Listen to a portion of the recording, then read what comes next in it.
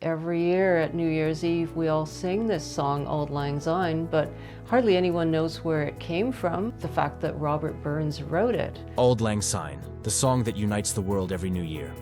Every December 31st, as the clock strikes midnight, millions of people around the world join hands and sing the same song. From Times Square in New York to Trafalgar Square in London, from Tokyo to Sydney, the melody rings out in dozens of languages. But have you ever wondered about the story behind Auld Lang Syne? Why do we sing it at New Year's? What do those mysterious words actually mean? And how did a Scottish folk song become the unofficial anthem of endings and new beginnings worldwide? Today, we're diving deep into the fascinating history of one of the most recognized songs on Earth, a song that's been bringing people together for over 250 years. Let's start with the obvious question. What does Auld Lang Syne even mean? If you've ever mumbled along to this song at a New Year's party, you're not alone. The title comes from Scots, a Germanic language closely related to English that's spoken in Scotland. Auld simply means old, lang means long, and syne means since, or ago. So, Auld Lang Syne translates to old long since, or more naturally, days gone by, or for old time's sake. The song is essentially about remembering old friendships and the good times you've shared with people from your past. It asks whether we should forget our old friends and the memories we've made together, then emphatically answers, absolutely not. Instead, we should toast to those relationships and cherish those memories. This theme of remembrance and friendship explains why the song resonates so powerfully during moments of transition, like New Year's Eve, graduations, and farewells. Robert Burns, the people's poet. The song's most famous version comes from Scotland's national poet, Robert Burns. Born in 1759 to a poor farming family, Burns became known as the ploughman poet because he worked the fields while crafting some of the most beloved poetry in the English language. But here's where the story gets interesting. Burns didn't actually write Auld Lang Syne. In 1788, he sent the song to a publisher with a note explaining that he had collected it from oral tradition. Burns wrote that he had taken it down from an old man singing, suggesting the song had been passed down through generations of Scottish folk singers. What Burns did was preserve and polish the song, giving it the structure and some of the verses we know today. He was passionate about collecting Scottish folk songs and ensuring they wouldn't be lost to time. Ironically, his efforts to preserve old times gave us a song that would become synonymous with new beginnings. Burns published the song in 1796, just 2 years before his death at the young age of 37. He could never have imagined that his preservation of this old Scottish air would one day be sung by billions of people worldwide. We've wandered mornings a weary foot. So how did a Scottish folk song about friendship become the unofficial anthem of New Year's Eve? The transformation didn't happen overnight. Initially, Auld Lang Syne was popular at various types of farewells and gatherings in Scotland. Scottish immigrants carried the song with them as they spread across the globe, particularly to North America, Australia, and other parts of the British Empire. The song's association with New Year's Eve grew gradually throughout the 19th century. Scots had long celebrated Hogmanay, their traditional New Year celebration, with great enthusiasm, often more so than Christmas. Auld Lang Syne was a natural fit for these celebrations, with its themes of reflection on the past year. The real turning point came with the rise of mass media in the 20th century. Radio broadcasts of New Year's Eve celebrations often featured the song, and as television spread, so did the tradition. The famous New Year's Eve broadcast from Times Square helped cement the song's place in American culture, and from there, it spread globally. Guy Lombardo and his Royal Canadians played a crucial role in this process.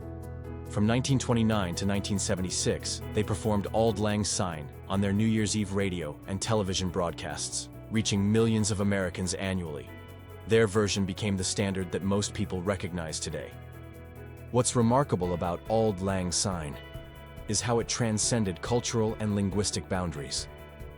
The song has been translated into dozens of languages, and each culture has adapted it to their own traditions.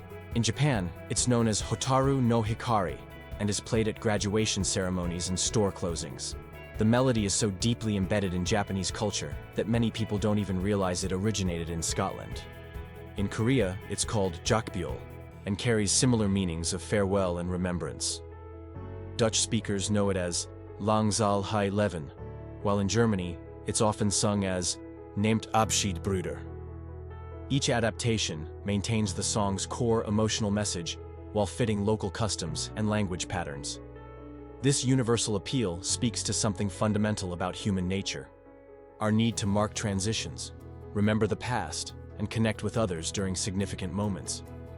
The song has also found its way into popular culture beyond New Year's celebrations. It's commonly played at funerals, memorial services, graduations, and retirement parties. Movie soundtracks use it to signal endings or bittersweet moments of transition. From a musical perspective, Auld Lang Syne is deceptively simple yet emotionally powerful. Written in a major key, it has a relatively narrow range, making it easy for large groups to sing together. The melody rises and falls in a way that feels natural to the human voice. The song's structure follows a classic folk pattern with verses and a repeating chorus. This repetitive nature makes it easy to learn and remember, which has certainly contributed to its widespread adoption. The song embodies the Scottish folk tradition with its pentatonic influences, using a 5-note scale that gives it a distinctive Celtic flavor. Yet the melody is accessible enough that it translates well across different musical traditions and instruments. Cultural impact and modern relevance. In our increasingly connected yet often fragmented world, Auld Lang Syne serves as a rare moment of collective unity. Regardless of political differences, cultural backgrounds, or personal circumstances, people join together in this simple act of remembrance and hope. The song has also taken on new meanings in the digital age. Social media has given us new ways to maintain old friendships and remember days gone by. The themes Burns captured in 1788, the importance of remembering old friends and cherishing shared experiences, remain remarkably relevant in our modern world. During the COVID-19 pandemic, virtual New Year's celebrations often featured Auld Lang Syne as people sought connection and continuity during uncertain times. The song provided comfort and a sense of shared experience, even when we couldn't physically gather. The Eternal Circle. Auld Lang Syne endures because it captures something timeless about the human experience. We all have relationships that have shaped us, memories that define us, and moments we want to remember. The song provides a ritual for honoring these connections while looking forward to new possibilities. Robert Burns, the Scottish poet who preserved this folk song, wrote extensively about the common humanity that binds us all together. In Auld Lang Syne, he gave us more than just a song. He gave us a moment of shared reflection that transcends time, culture, and circumstance. So this New Year's Eve, when you hear those familiar opening notes, remember that you're participating in a tradition that stretches back centuries and spans the globe. You're joining hands, not just with the people beside you, but with countless others who have found meaning in these simple words about friendship, memory, and hope. As Burns himself might say, here's to Auld Lang Syne, to the days gone by that made us who we are, and to the new days ahead that are yet to be written.